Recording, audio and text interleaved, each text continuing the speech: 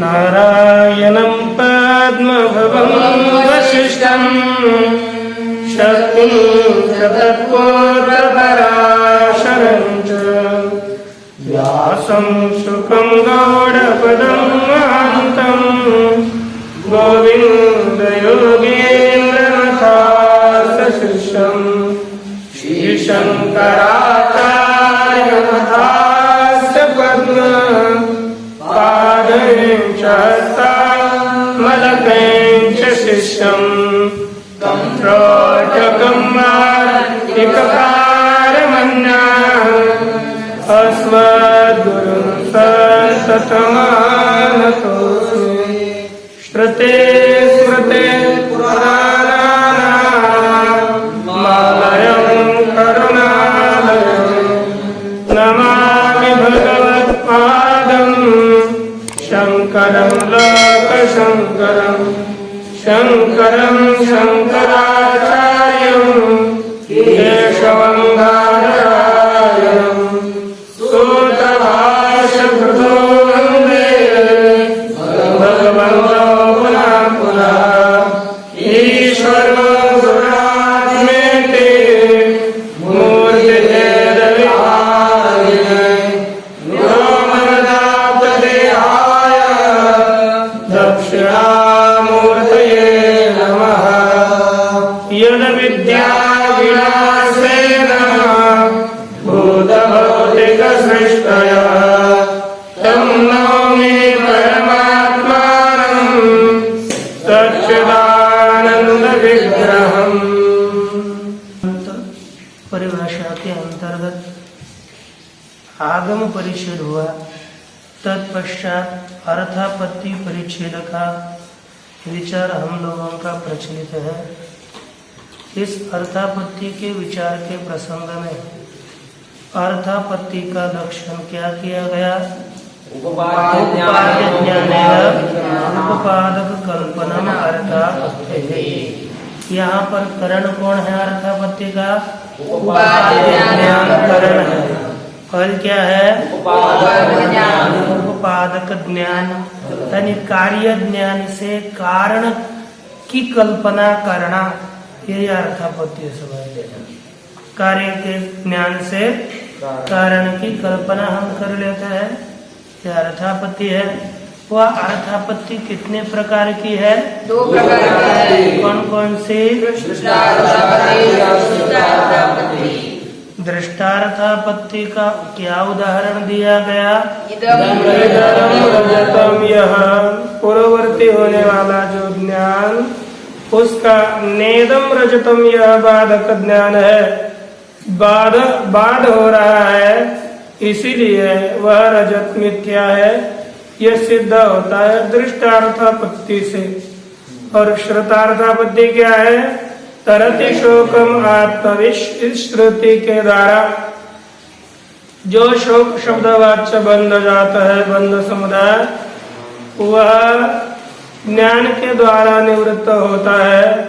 ज्ञान के द्वारा वही निवृत्त होता है जो मिथ्या है ना?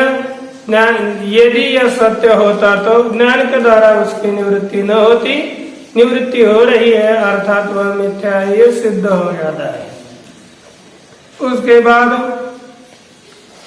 जीवी देवदत्त ग्रहेण, यह वाक्य श्रवण के बाद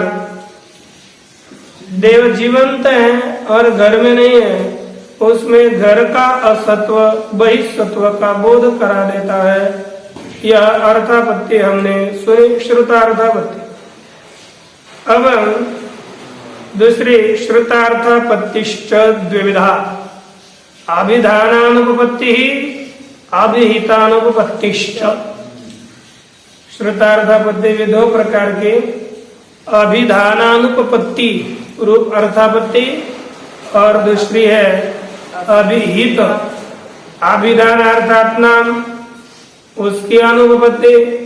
अभिहित अर्थात नाम का जो अभिहित विषय, उसकी अनुपपत्ति। दोनों की भी अभिधान अनुपपत्ति और अभिहितानुपत्ति, ये 2 प्रकार के अर्थापत्ति बताई गई।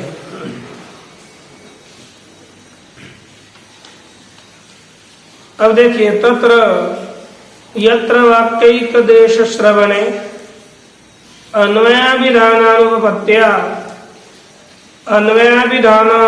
अन्वयाभिधानोपयोगी पदान्तरं कल्पते तत्र अभिधानानुपपत्ति ही। देखिए, कहते कि जहां पर वाक्यैक देश श्रवणे, वाक्य का एक देश सुना, जैसे द्वारम, इतना भाग सुना, और अब द्वारम क्या अन्वय शब्द बोध नहीं हो पा रहा। वाक्यैक देश का श्रवण होने पर अन्वय अर्थात अन्वयाभिधान, शब्द बोधाभिधान, अन्वय का अभिधान, उस अन्वयाभिधान अनुपपत्ति हो गई। यहाँ पर अन्वय नहीं हो पा रहा ना, इस अनुपपत्ति से अन्वयाभिधानों को योगी अन्वय है ना, शब्द बोध का जो नाम, शब्द बोध उत्पन्न करने वाला जो शब्द, उसके उपयोगी अथवा है ना, शब्द बोध के उपयोगी जो नाम, उसके उपयोगी दूसरे पद की जहाँ पर कल्पना करते हैं, वही वहां पर ही अभिधानानुपपत्ति होती है। जैसे द्वारम, इस केवल इसी पद का उच्चारण करने पर शब्द बोध नहीं हो पाता, इसका अन्वय किसी के साथ नहीं हो पाता, उसका शब्द बोध होने के लिए दूसरे नाम की, दूसरे पद का अध्याहार किया जाता है। फिर द्वारम, यहाँ पर पिधेहि इति अध्याहारः, किसका अध्याहार किया जाता है? द्वारम द्वारम, अरे द्वारम पिधेहि, द्वार बंद करो, यहाँ पर ऐसा अध्याहार करते हैं। उसी तरह विश्वजित यजेत, एक वाक्य लिखा, यहाँ पर विश्वजिता यजेत, किस लिए? कुछ प्रयोजन नहीं पता रहा, तो कहा स्वर्ग काम, स्वर्ग की इच्छा करने वाला मनुष्य विश्वजित याग के द्वारा यजन करे। यहाँ पर स्वर्ग काम, इस पद का अध्याहार किया जाता है। इसका स्वर्ग काम, इस पद का अध्याहार किया जाता है। इसलिए यह अन्वय अभिधानानुपपत्ति कहे जाते, क्योंकि अन्वय का अभिधान कथन यहाँ पर अनुपपन्न हो रहा था, तब यह एक पद का उपसंहार करके वह अन्वय किया, इसी का नाम अन्वय अभिधानानुपपत्ति बताई। यहाँ पर पूर्व पक्षी शंका करता है, ननु द्वारम इत्यादौ अन्वयाभिधानात् पूर्वम इदम अन्वयाभिधानम पिधानोपस्थापकम, अच्छा, पिधानोपस्थापक पदम विना अनुपपन्नम इति कथम ज्ञानम इति चेत। शंका करने लगे कि द्वारम इत्यादौ अन्वयाभिधानात् पूर्वम, द्वार में पद किया ना, वहां पर अन्वय अभिधान से पूर्व में, अन्वय के कथन से पूर्व में इदम अन्वयाभिधानम है ना, पिधानोपपद स्थापकम, यह अन्वय का अभिधान अर्थात यह अन्वय कथन पिधान पद को उपस्थित करता है ना, अर्थात पिधानोपपद स्थापक के बिना अनुपपन्न है, ये ज्ञान कैसे होगा? अर्थात पिधानोपपद के बिना द्वारम, यह जो अन्वय का विधान बताया वह अनुपपन्न है, वह योग्य नहीं है, ये ज्ञान कैसे होगा? विधान पद के बिना ही अनुपन्न है। तो उत्तर देता है, सुनो भाई, आपका कहना उतना ठीक नहीं है। अभिधान पदेन करेण युत्पत्त्या तात्पर्यस्य विवक्षितत्वात्, अन्वय अभिधान दिया ना, यह अन्वय का अन्य शब्द बोध અને अभिधान पद का अर्थ है तात्पर्य। अभिधीयते अनेन इति अभिधानम, टीका में लिखा अभिधीयते अनेन इति करणयुत्पत्त्या अभिधान पदेन तात्पर्यस्य विवक्षितत्वात्। अभिधान पद के द्वारा तात्पर्य विवक्षित है, तात्पर्य लेना है, अर्थात अन्वय तात्पर्य। क्या हुआ? अन्वय तात्पर्य। अभिधान पद के बिना द्वारम इस पद के अन्वय का तात्पर्य सिद्ध नहीं होता है ना, तात्पर्य नहीं होता। इसलिए वो तात्पर्य अभिधान पद का अर्थ है, उसमें भी उसने शंका करी। तात्पर्य से विवक्षितत्वे सति इदम समाधानम फलितम इत्याह। सिद्धांत कहता है यदि तात्पर्य यहाँ पर विवक्षित हो अन्वय पद अभिधान पद से तो फलितार्थ क्या होता है? तथा च द्वार कर्म का विधान क्रिया संसर्ग परत्वम। यह क्या हो गया? द्वार कर्म का विधान क्रिया का संसर्ग परकीय द्वार वाक्य है। तो पिदानुपस्थापक पदम विना अनुपन्नम। अब ये तो तात्पर्य, ये तो अनुपन्न है ना। द्वार कर्म का पिदान क्रिया संसर्ग है ना, यह संसर्ग यदि पिदा अर्थात ऐसा शब्द बोध पिदान पद के द्वारा बिना सिद्ध नहीं हो सकता। पिदान पद आएगा तभी इसकी सिद्धि हो जाती है। पिदान पद के बिना यह अनुपपन्न है, उसके बिना अनुपपन्न है ना। अब ये भी करना पड़ता है। जैसे उदाहरण में हमको सबको प्रसिद्ध है दिवा अभुञ्जानस्य देवदत्तस्य पीनत्वम रात्रि भोजनम विना अनुपन्नम। दिवसान दिन में न खाने वाले देवदत्त का मोटापन रात्रि भोजन के बिना तो सिद्ध नहीं हो पाएगा। इसलिए यह लट्ठपना से पीनत्व रात्रि भोजन की कल्पना होती है। उसी तरह पिदान पद के बिना द्वार कर्म का पिदान क्रिया संसर्ग यह अनुपन्न है। इसलिए यह द्वार कर्म पिदान संसर्ग परत्वम, ये जो तात्पर्य है इसके द्वारा पिदान पद की और कल्पना की जाती है, अर्थापत्ति की जाती है। ये ले दिया तत्र है ना।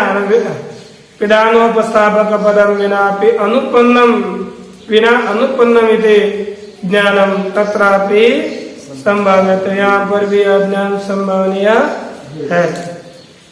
दूसरी अर्थापत्ति बताइए, श्रुतार्थापत्ति अभिहितानुपत्ति। क्या है? बताए हुए पदार्थ की असिद्धि। पहले पद की असिद्धि, अभिधान की अनुपत्ति, अब अभिहित की अनुपत्ति। कैसे? तो देखिए, यत्र वाक्यावगतः अर्थः अनुपपन्नत्वेन ज्ञातः, जहाँ पर वाक्य के द्वारा अवगत बोधित अर्थ अनुपपन्न रूप से ज्ञात है, अर्थात यह अनुपपन्न है ऐसा ज्ञात है। कैसा है? अनुपपन्न है, अनुपपन्न रूप से ज्ञात है। ज्ञात सन अर्थांतरम कल्पयति, किसकी कल्पना करता है? दूसरे अर्थ की कल्पना करता है। तत्र द्रष्टव्या, वहां पर यह अर्थापत्ति समझनी चाहिए। कहाँ? जैसे एक वाक्य दिया, स्वर्ग कामो ज्योतिष्टोमेन यजेत, है कि नहीं? यहाँ पर स्वर्ग का साधन कौन है? ज्योतिष्टोम है। लेकिन ज्योतिष्टोम तो अभी नष्ट हो गया और स्वर्ग मरने के बाद मिलता है। कारण तो कार्य के अव्यवहित पूर्व में होना चाहिए, तो यह तो अव्यवहित पूर्व नहीं है, तो इस कैसे स्वर्ग की प्राप्ति होगी? अनुपन्न हुआ कि नहीं अर्थ तत्काल होना चाहिए। तो फिर इसलिए बीच में देखा आगे बीच में अपूर्व की कल्पना करते। क्षणिक ज्योतिषोम यागावगतया, क्षणिक जो ज्योतिषोम याग, उस यागगत जो अवगत से अनुपत्या, जो ज्ञात पदार्थ है ना, उसकी अनुपत्ति से मध्यवर्त्य पूर्वम कल्पते, बीच में। क्योंकि क्षणिक ज्योतिषों में याग तो नष्ट हो चुका, गत हो गया।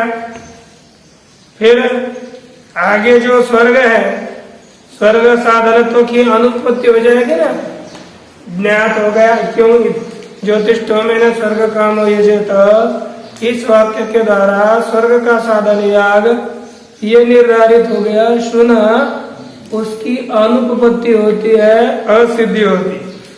उसकी अनुपपत्ति असिद्धि होने से उसके द्वारा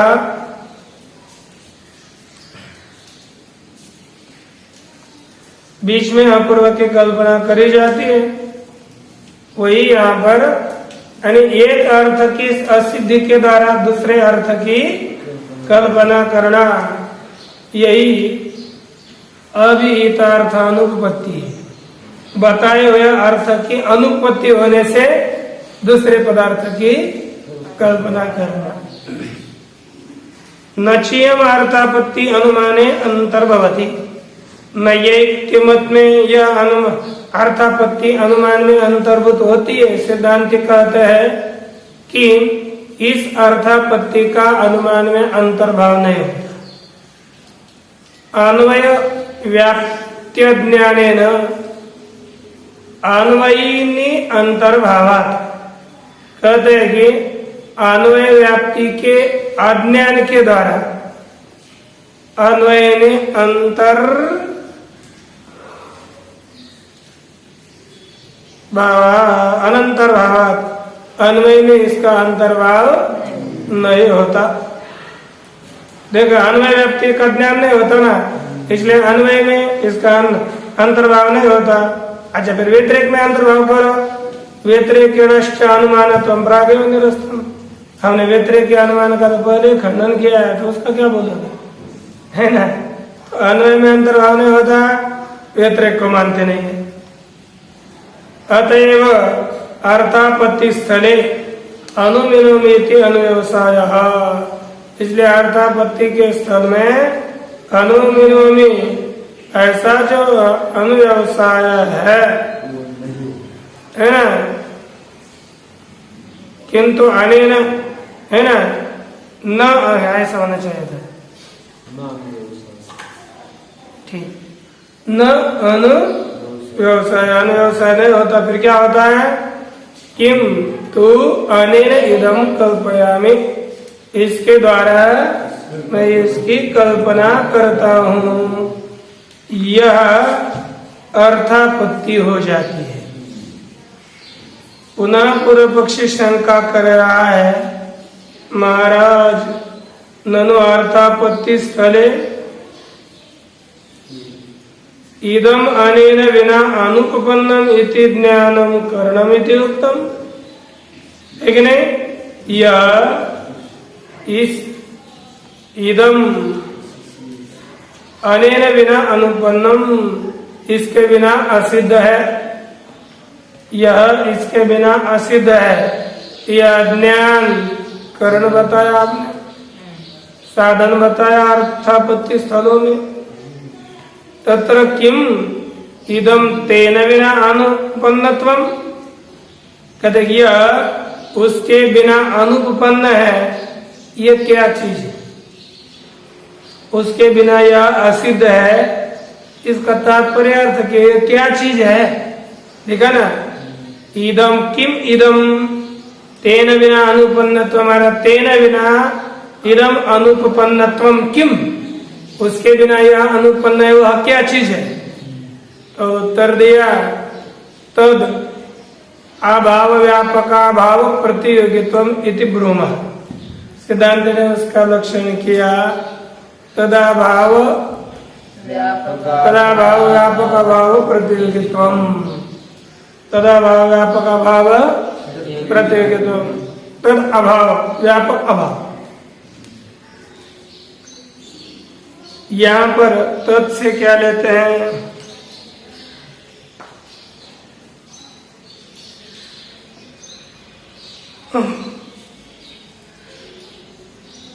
यहाँ पर तद अभाव, अब देख लेते क्या है। तद अभाव व्यापक अभाव प्रतियोगित्व।